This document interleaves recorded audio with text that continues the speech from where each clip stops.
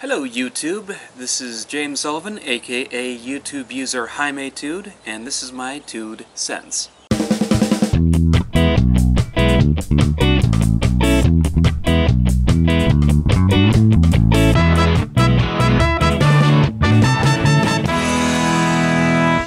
Welcome back from a bit of a hiatus on this vlog. It's summertime. Ain't it beautiful out? Got my short sleeves on and everything. Must be good 70 degrees out, maybe 80 degrees. I love California weather. Now if only we could do something about this bipolar weather streak we've been having for the past week. Seriously, it's been increasingly hot, then it was windy, then it was raining, and now it's hot again. So please stick with the hot weather. One of the questions that I received anonymously recently was advice on how to keep friendships if you're on the autistic spectrum. I understand that it's difficult for a lot of people, period, to make friendships. So I'm just going to start at it from that angle. First off, to find a friendship with somebody, you need to find someone that you click with. This means you don't just have things in common, and it's not just you liking the other person. They have to like you back. They have to find something interesting about your personality to keep the conversations going between the two of you. I actually find that pretty easy in the school system sometimes. When I'm doing work as a paraeducator, a lot of those kids are really friendly. They get to go hang out with their friends all day and have fun. So depending on the location, it's kind of like going to hang out with your friends, or going out to see friends hang out with friends. Another thing is, don't crowd your friends. I understand this is the information age where everyone keeps in touch digitally with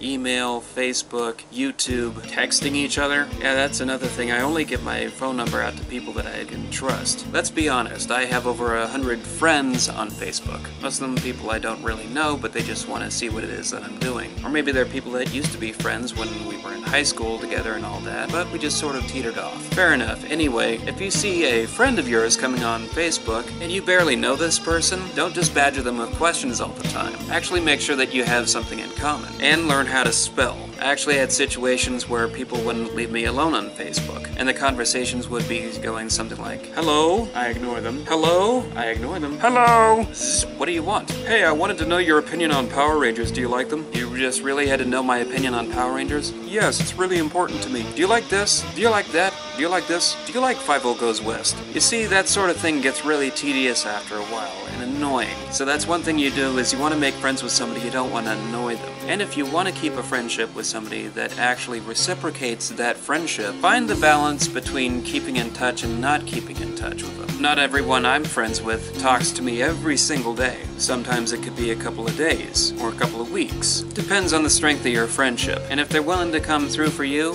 and you're willing to come through for them, that's how you know who your true friends are. If you're dealing with a difficult situation in your life, and the other person backs away from you because of it, they're not really your friend. But try not to hold any ill will towards them. You know, just keep moving forward. If you make mistakes in a friendship, move on to the next relationship and try to learn from the mistakes you did last time, if you made any mistakes at all. So that's about it for the advice column of this episode of TUD Sense. If you have any other questions for me that you'd like me to answer, please leave a comment somewhere. I'm Jaimetud, and I'll see you next time. Ciao for now. Now time for the part of the show where I give you my TUD views. What have I been watching lately? Inspector Gadget. Not the old cartoon from the 80s. This is the new version they produced specifically for Netflix. Streaming on demand and all that. I know, I'm a Netflix hound. I've always held a belief that the cartoons back in my day were better than what they have today. I know that's pretty arrogant to say that, but try asking the generations before me. They said the same thing, although some of today's shows like Gumball might just be changing that opinion. My point being, I typically only go back to watch cartoons today if there's something like this that's a rehash of a previous material that I was familiar with back when I was a kid. So, here it is.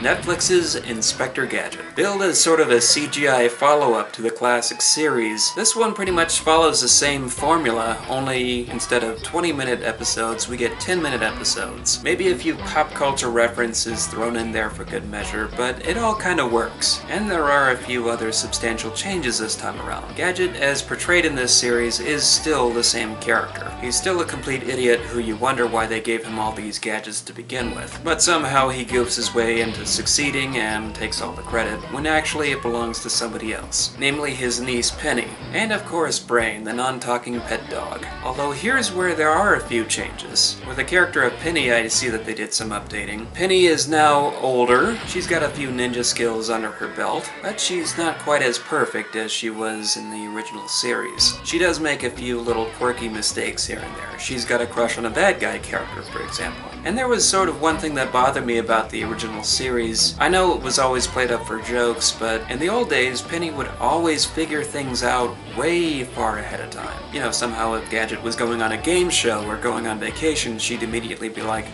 "Oh my gosh, this sounds serious, Brain. Uncle Gadget's in trouble. Penny, I'm going to go join my evil book club now." "But Uncle Gadget..." "No buts, Penny. I'm on my way." So they don't have too many situations like that anymore. But they do have Penny not always just being there to be captured and whatnot, so that's also a plus. Still got Chief Quimby showing up, giving out messages, getting blown up. That gag never gets old. And with the villains, I also noticed a few changes this time around. Dr. Claw is back, and he's in shadows. And he acts like a complete joke. Wait, what? Yeah, it doesn't seem like they were able to make him quite as serious of a villain this time around as he was last time. A lot of his dialogue is now played off as being more geared towards jokes as well. Don't believe me? There's one episode where he's dressed up in 70s gear. "Stay cool, Daddy-O." This time his nephew Talon is the one that's trying to pull off all the missions to destroy Gadget. And there's where the Penny-Talon love triangle plays off each other. Enemies crush, enemies crush, enemies crush. I don't mind it. I think it's a pretty good update. And all in all, I think it's a pretty good show. I can overlook the fact that I didn't quite like the CGI redesigns the first time around and just accept it for what it is. So if you have Netflix, why not give it a shot? And if you have something else that you'd like me to view, let me know. This is Jaimetud saying, ciao for now.